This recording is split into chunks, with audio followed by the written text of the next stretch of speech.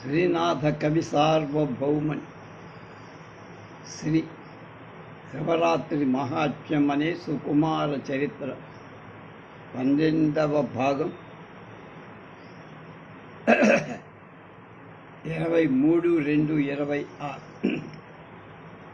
ద్వితీయ ఆశ్వాసంలో ఉన్న వాడు సుకుమారుడు పెరిగి నానా భ్రష్టు పట్టాడు. వాడి గురించి యమునా నదీ సైకతమున జాలరి కన్య తనుదోయ్ అంతడే శక్తి సుతు నందవ్రజంబులో నలిన నాభుండెట్లు వెగరించే 16,000 సతు దేవదారు వనంబులో విరూపాక్షుండు ముని భామినుడనెట్లు మోసబుచ్చి కొక్కొరకోయని కోడియై ఎలుగెత్తి అమరనాయకుండెట్లు అహల్య గవిసె కలిసె మొలక చందుల పాయంపు ముద్దుల గూంతు పట్టుకొని నెట్లు పైకొని పద్మభౌ చంద్రుండెట్లు ఉంది ఆచార్యులేమ అనుచు విప్రుండు రమయించు అంజసత్తుల. వీడికి మంచి దొరికింది కారణహారం. యమునా నది ఇసక తిన్నలపై శక్తి అనే ముని కుమారుడు అయిన పరాశరుడు జాలరి పడుచు సత్యవతిని చనుగవ్వను అంటలేదా? కృష్ణుడు నందవ్రజంలో 16,000 గొల్ల భామలతో క్రీడించలేదా? ముక్కంటి దారుకవనంలో మునిపత్రులను మోసగించలేదా? ఇంద్రుడు కోడి రూపందరి కొక్కొరకోవరి కూసి గౌతమ భార్య అహల్యతో ఎలా సంక్రమించాడు, ఎలా కూడాడు? అలాగే తమ్మిచూలి అంకురిస్తున్న స్తనాలు గల ప్రాయంలో అనుగు కూతురుతో ఎలా బ్రహ్మ పొసగాడు? చంద్రుడు తన గురువైన బృహస్పతి భార్య తారతో ఎలా రమించ అని బ్రాహ్మణుడే సుకుమారుడు ఇతర స్త్రీలతో అది కారణాలుగా చెప్పుకొని సంభోగించారు.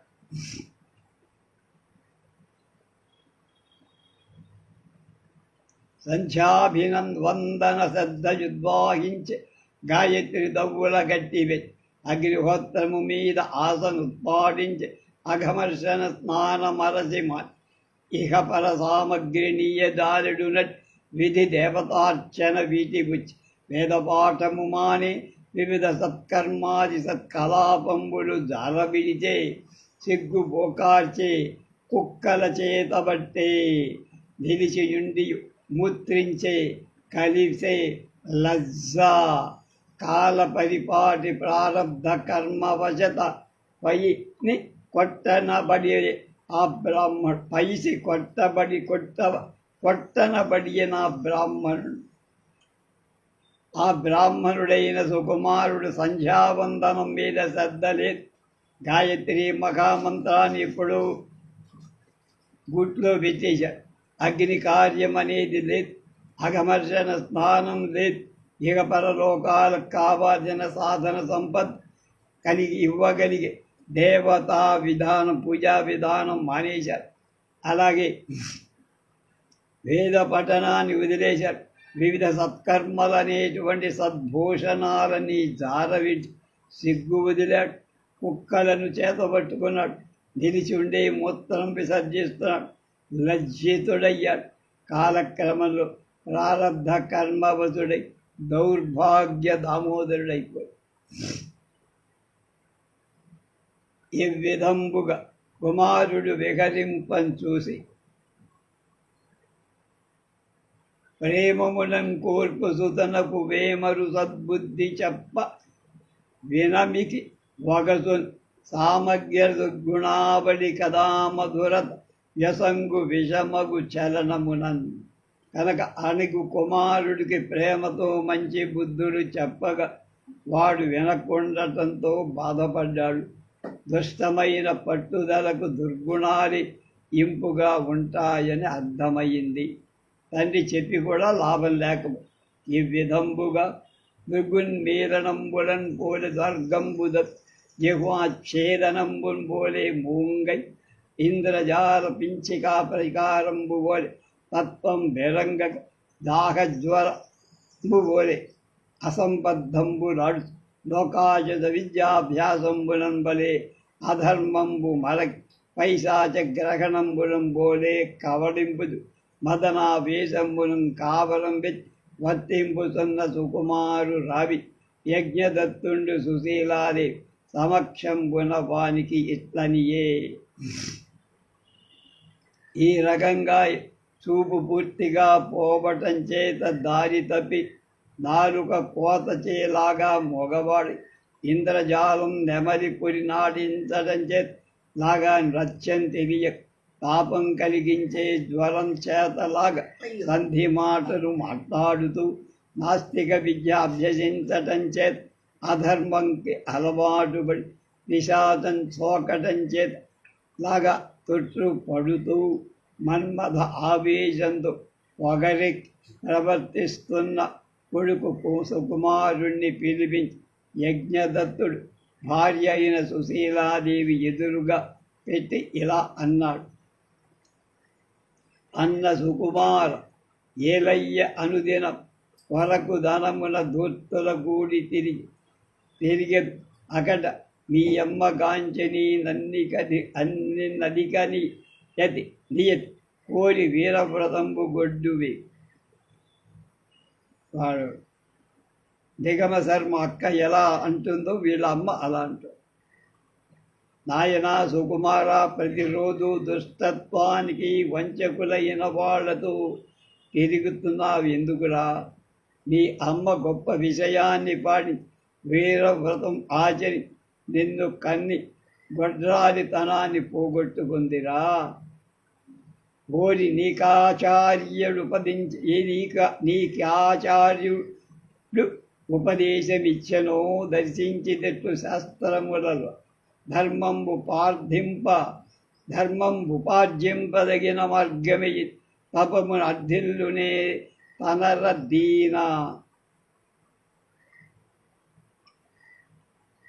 కైవల్య పదవి ఎక్కంగా వచ్చునే దీన కంటే నాకసమున కారణము కాదేని నియమంబు క్రమమే ఇది తలం భవదుఃఖములు దీన బాయుట.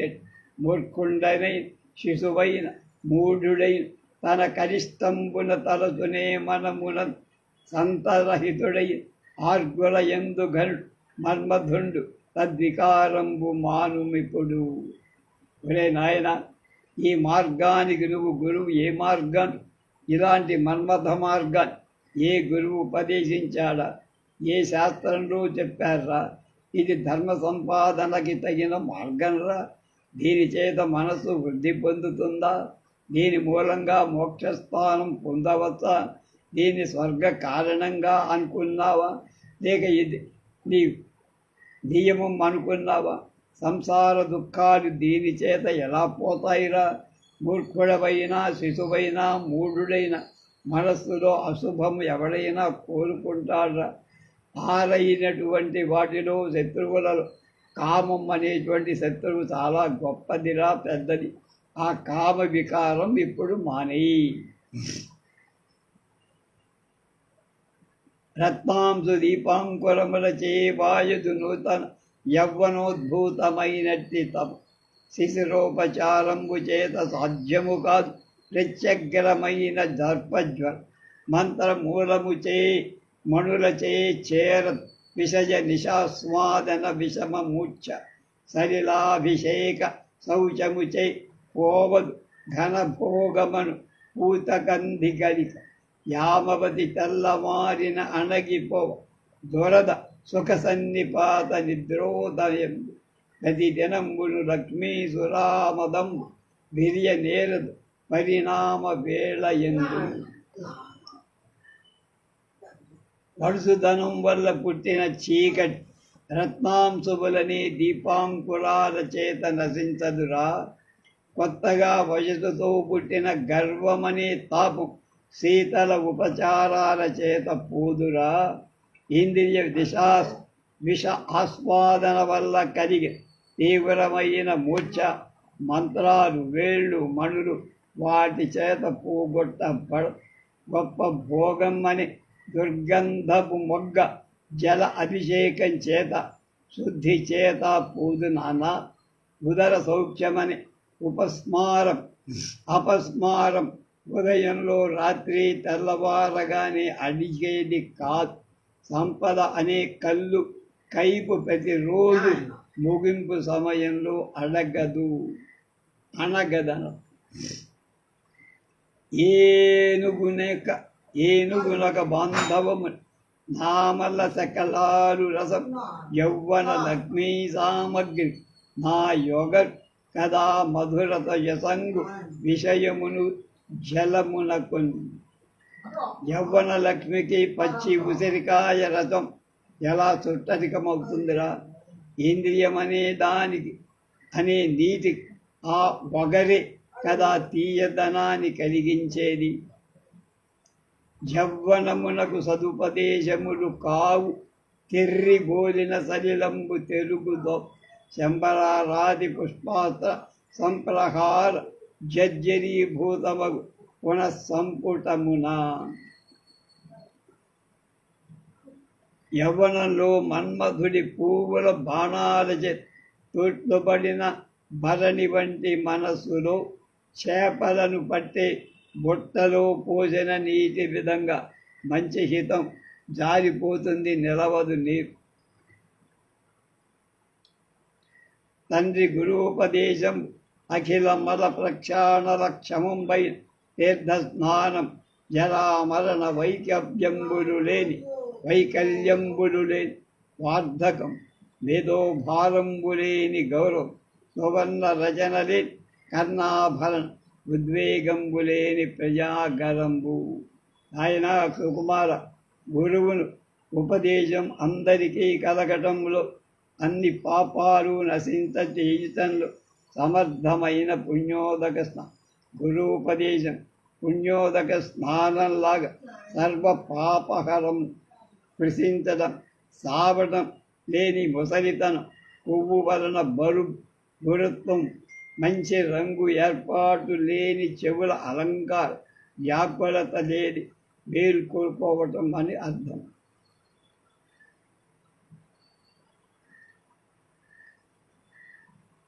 ఇది అభవ్యుల సలిలాంబులంబు కన్నస్థితంపైన ఉపద్రవంబును ఆపాదించు. నువ్వు ఇటబట్టి నెత్తుకొని పెద్దల మాట వింటేని ధూర్తులు నిన్ను ప్రశంసింపలేరు. కుటిలుడు నిన్ను అలమరింపలే, వంచకులు నిన్ను వంచలే, పల్లపులు నిన్ను వలపింపలే, మదంబు నిన్ను కదల్పలేదు, విషయంబులు నిన్ను ఆశ్లేషించలే.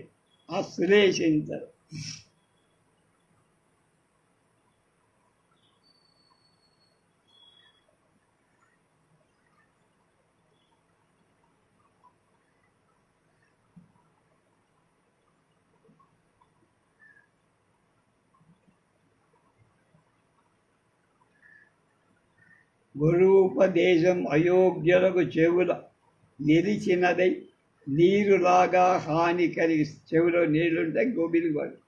నీవుది మొదలుగా పోని పెద్దల మాట వింటే జూదరులు నిన్ను శాసించలే, కపటులు నిన్ను బాధించలే, మోసగాండ్రు నిన్ను మోసగించలే, వీటులు నిన్ను వలపింపలేరు, గర్వం నిన్ను కదలింపలేదు, ఇంద్రియాలు నిన్ను అలముకోలేవు.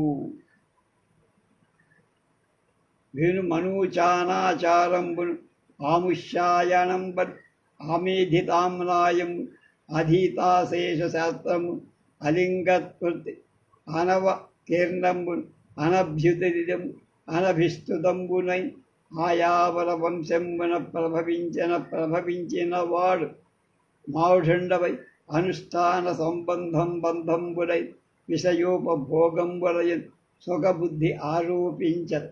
నీ ఎట్టి దుర్బుద్ధిశీలుడు కదా నిస్త్రింశంబు చూచి కువలయమాల అని కృష్ణ సర్పంబు చూసి కాల అగరు ధూమరేఖని ఉస్సురంగారాన్ని దచ్చి బంగారమని భ్రాంతి పొందుత. దుందుమార కరంధమాంధాతు నవిష నాభాగ సన్నిభుండు వింధ్యాచలపతి హేమాంగదుండు మనల గురుస్థానంబుగా మన్నించుతున్నవాడు. మన వంశంబున దీవంకండవే సంతాన బీజంబు అంతా ఎరింగి బుద్ధిమంతుడవై మమ్మల్ని ఉద్ధరించవలదా అని పడి మంత్రి కన్నీరు దొరగంగా ముహూర్త మాత్రం ఊరకుండే. అప్పుడు సుశీలాదేవి,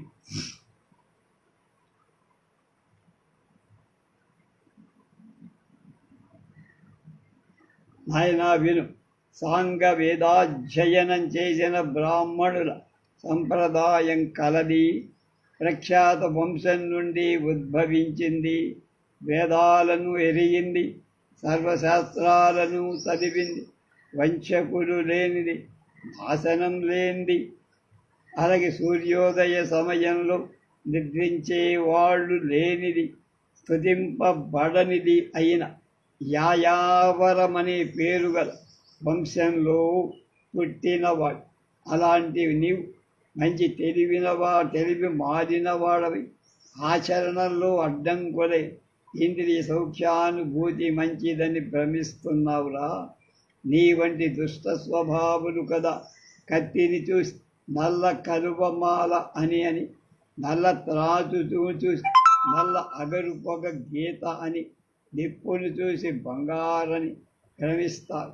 దుందుమారుడు, కరంధముడు, మాంధాత, నహుషుడు, నాభాగుడు అయినటువంటి మొదలైన వాళ్లతో సమానుడైన పింఛపర్వత దుర్గాధిపతి హేమాంగదుడు మనల్ని గురు సమానులుగా గౌరవిస్తున్నాడు.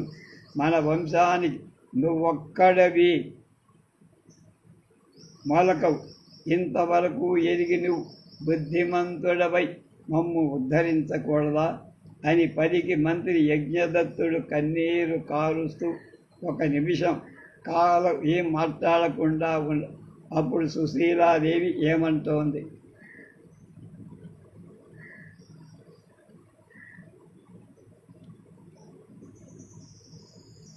రవల యుంగరముల రత్నాంకురములు లొత్త తేల్దంబి చెక్కుల గీలుకొల్ ఒకరి తుమ్మెద మూతి ముట్టలోడెడి వేట్ నిశ్వాసవనంబు నివ్వటిల ఆకర్ణ దీర్ఘంబులకు క్రాలు కన్నుల పరిపాటల ఛాయ పల్లవి కంఠగోళంబు గద్గదికా అనుబద్ధమై బాష్పభారంబు నిబ్బరముగా పక్ష్మములు దారి గండ దర్పణములై రాలి పారిండ్లపై అశ్రువక్కణము హారలతలు ఆతిథ్యమాచరిం గుబ్బతిల ఏచి ఒత్తిడి ఆ కువరయాక్షి. కలువల వంటి సుశీల వజ్రపు ఉంగరాలలోని మణువుల మొలకలుత్తునట్లుగా హస్తపద్మాలను చెక్కిట్లతో చేర్చి బ్రోయే తుమ్మెద వాసన చూడటాన్ని జంకే వేడి నిట్టూర్పుగాలి అతిశయింపగా చెవుల వరకు వ్యాపించినవైనా చెలిస్తున్న కళ్ళలో పాటల వర్ణం విరివి కాగా కంఠం దగ్గుత్తికబడి కన్నీరు అధికంగాగా బాష్ప జల బిందువులు రెప్పల నుండి జారి అద్దాల వంటి చెక్కిళ్లపై దారి పారిండ్లపై లతల వంటి హారాలు అది సత్కారం చెయ్యగాగా పొంగి పొంగి గట్టిగా ఏడ్చింది.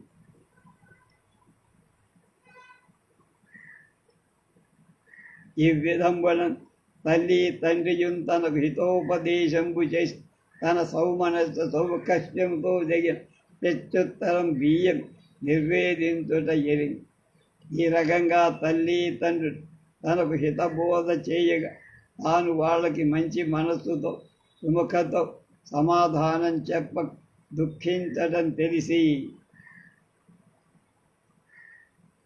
ధర్మశాస్త్రాభ్యాస తాత్పర్యముననై సంస్కారమిట్లవుడు సౌరుపడియే నిరుపాధి నిస్సీమ నిర్నిబంధన శక్తి కల మహాప్రతిభయే కాటగలిసి పంచేంద్రియ విజయోపాయ భూతములై వినయంబులే ప్రయోజనము తెచ్చి నవ యౌవనాంకురోన్నత వంశదవమై శృతి వైభవం దేవి హితవు చే జన్ని వయసున గురుల శక్తించినట్టి పుణ్య వాసనల ఏల కోల్పోయే మనసు కటకట నందనంద ఒక్కడవ కలిగి గురుల నేర్పించుతున్నావకు ఓరగను.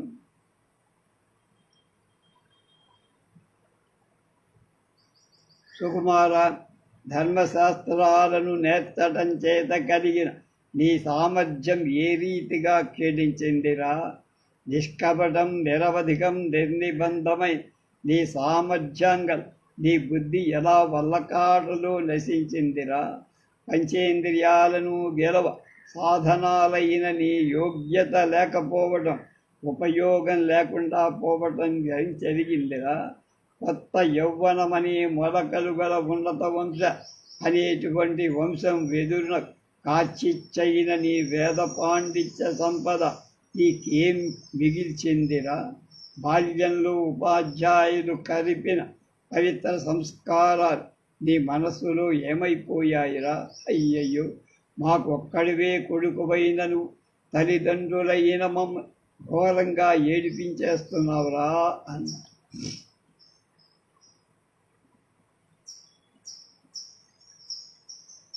హరినన్ తల్లిదండ్రులకు ప్రణామంబు ఇంత నుండి మీ ఆజ్ఞ శరంబునధని బుద్ధిమంతుడై ఉండద మీరు భగవకుండని పలికి సముచిత ప్రకారంబున వీరు కొనియే అనిన అట మీది వృత్తాంతం వెట్టిదనిన అని తల్లిదండ్రులు సుశీలా యజ్ఞదత్తులు పలుకగా సుకుమారుడు వాళ్ళకి నమస్కరి, ఇది మొదలు నేను మీ ఆనతి శిరసావహిస్తాను, మీకు చెప్పినట్టుగా నడుస్తా, విచారించకద్దని చెప్పి వాళ్ళ దగ్గర సెలవు తీసుకొని చెప్పి బయటికి వెళ్ళాడు.